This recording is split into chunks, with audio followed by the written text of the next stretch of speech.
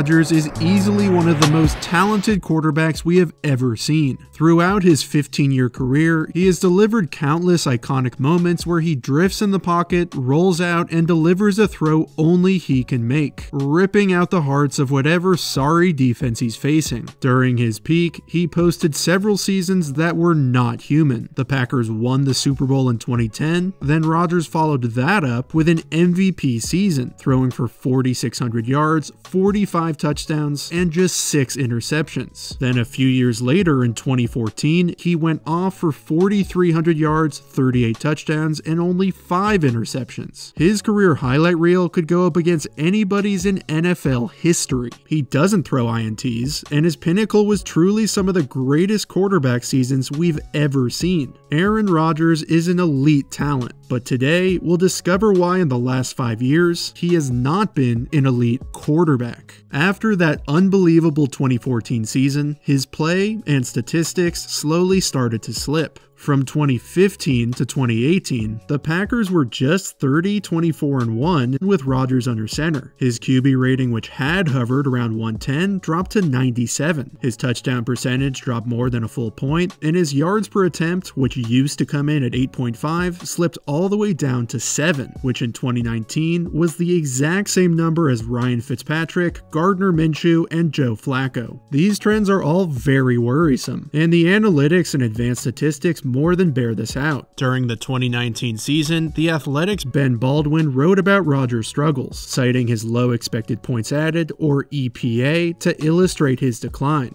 To better understand EPA, let's first define exactly what it is. Before each and every play, there is an expected value based on down, distance, and field position. The higher the expected points on the play, the higher the likelihood you're going to score. Then after that play, depending on the result, we can look at the expected points again to see if that play increased or decreased the offense's chance of scoring. So let's say, for example, the Packers have a 1st and 10 on their own 27. The expected points before the play is 0.8, which is not very high since they are not as likely to score on that play as they would be if they were on the opponent's 27. If Rodgers completes a 13-yard pass on that 1st and 10, the expected points on the drive would jump from 0.8 to 2, meaning Rodgers has added value towards scoring on that drive. But on the flip side, if it was an incomplete pass, it would have assigned him a negative EPA. Taking a look at this graph, which spans from 2009 to 2018, we can see the green line representing Packers quarterbacks and how they compare with the Saints, Falcons, and Patriots QBs. Back in 2011 and 2014, Rodgers was the best amongst these three and the rest of the NFL, but 2015 is where we start to see the decline. If you look closely, the gray line defines where the average quarterback ranks in EPA, and in 2015, 2017, and 18, Rodgers wasn't just outside the top 5, he was below the average quarterback. Now, I'm not typically an analytics guy. I believe that film is by far the greater teller. I was surprised reading Baldwin's article, but far from convinced. There are many possible explanations for what might have happened. For one, Mike McCarthy's alleged inability to call plays and design an offense that's conducive to maximizing Rodgers' rare abilities. So when the Packers hired Matt LaFleur this past season to design such an offense, and the analytics once again said that Rodgers' 15th ranked EPA was just league average, I wanted to see for myself. Does Rodgers' film support the analytics' seemingly absurd claims? The answer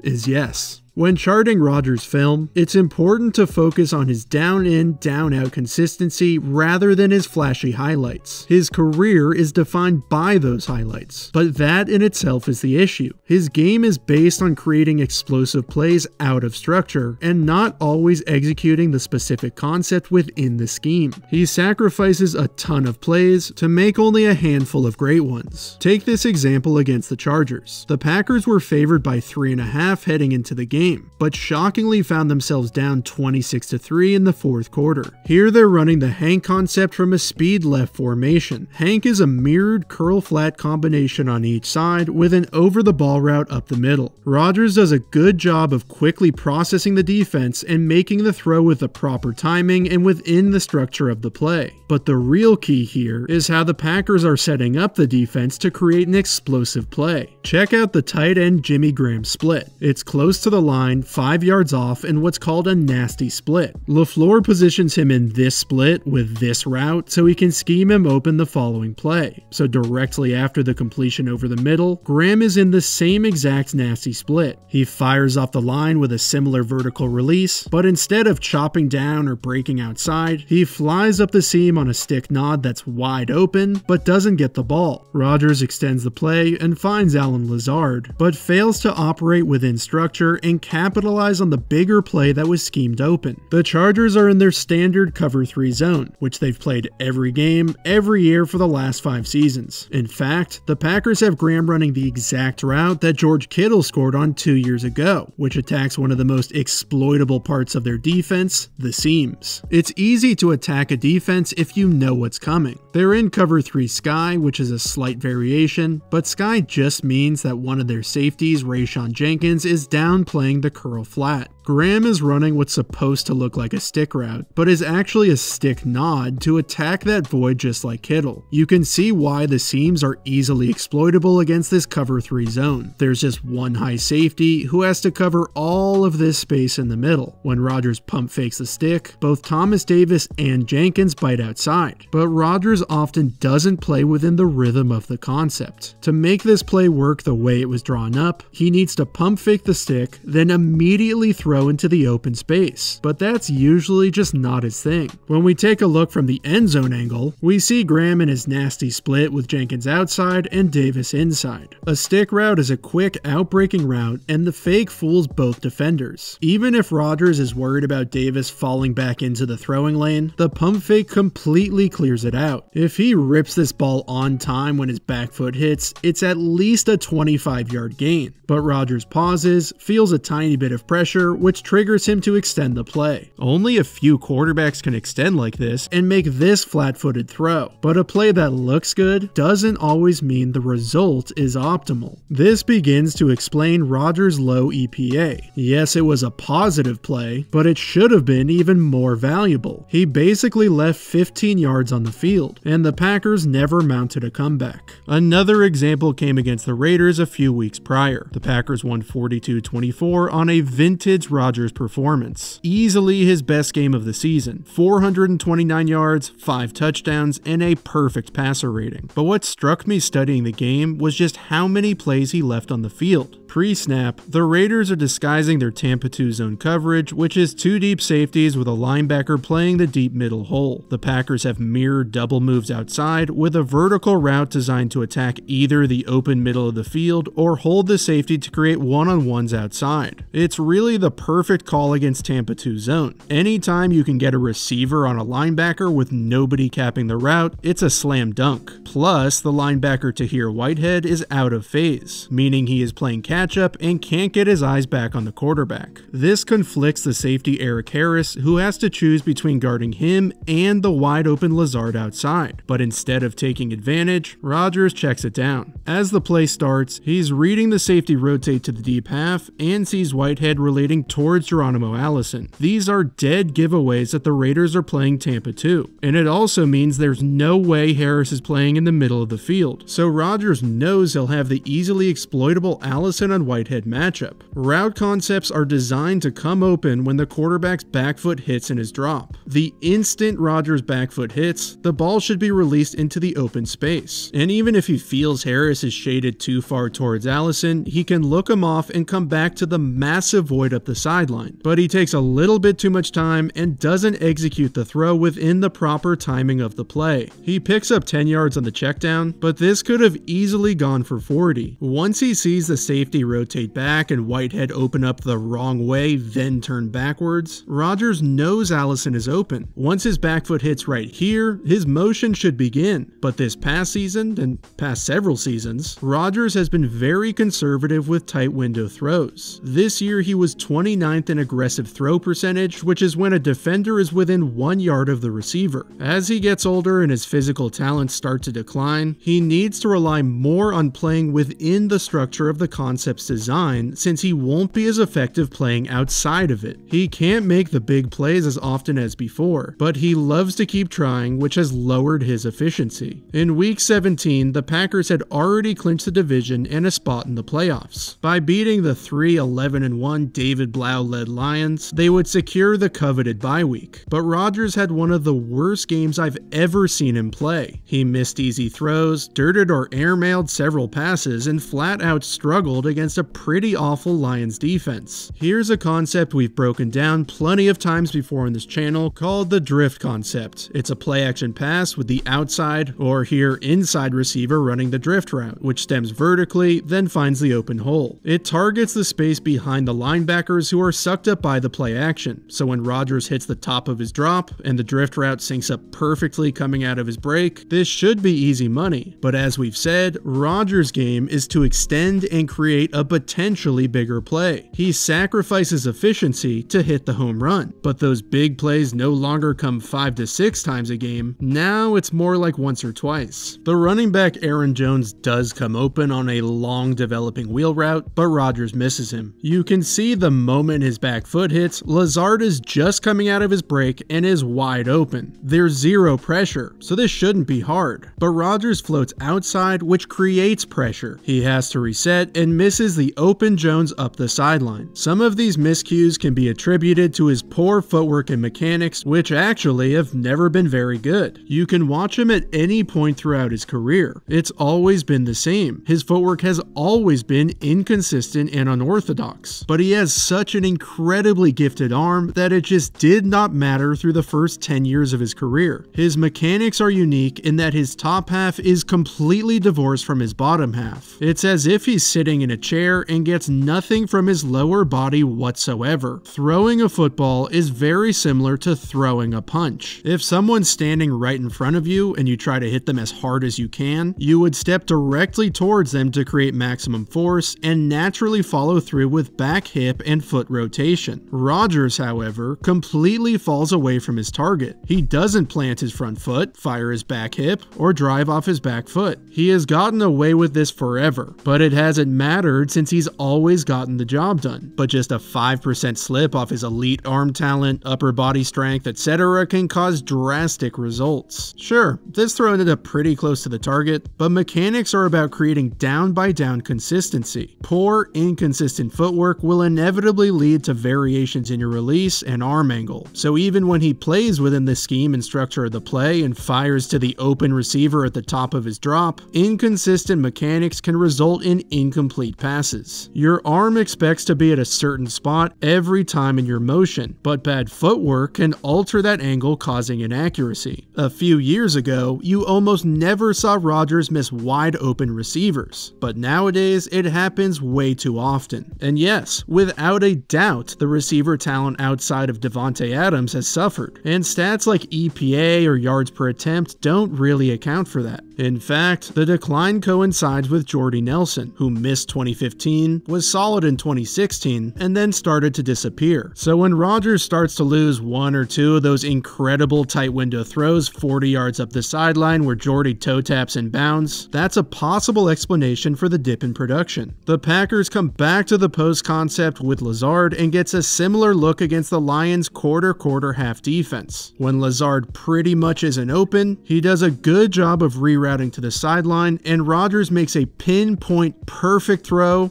which gets dropped. This is the type of play we've seen on Rodgers' highlight reel 50 times over, and shows how incredibly strong his arm still is despite some of the miscues. You can see him track Lazard, then focus on Davante Adams as he's buying time, then at the last second again picks up Lazard, who's sprinting towards the sideline. Flat-footed, no lower body whatsoever, he makes this beautiful throw to Lazard, who can't tap his feet nor come down with the catch. Near the end of the game, he and Rodgers finally connected on that post, and the Packers ended up with the dub. But a 13-3 team should not have struggled this much to win this game. That was one of the best records in the NFL, but their shockingly low 63-point differential made them the most unlikely 13-3 team in the last 31 years. This episode paints an incredibly negative picture of Rodgers and the Packers, but that was not the intention. EPA does not say that Rodgers is terrible. terrible. I'm not saying that, nobody is saying that. He's just been much closer to average the last 5 years than most would like to admit. EPA and most any of the major analytics recognize the first half of his career as elite. When the Packers stunningly traded up to draft Jordan Love in the first round, it's fair to say they too are worried about everything we've talked about. The holy crap wow plays are still amazing and definitely still there, but Rodgers' down-by-down consistency is what's slowly fallen off. Matt LaFleur was hired to bring Rodgers back to that peak, but in 2019, his .14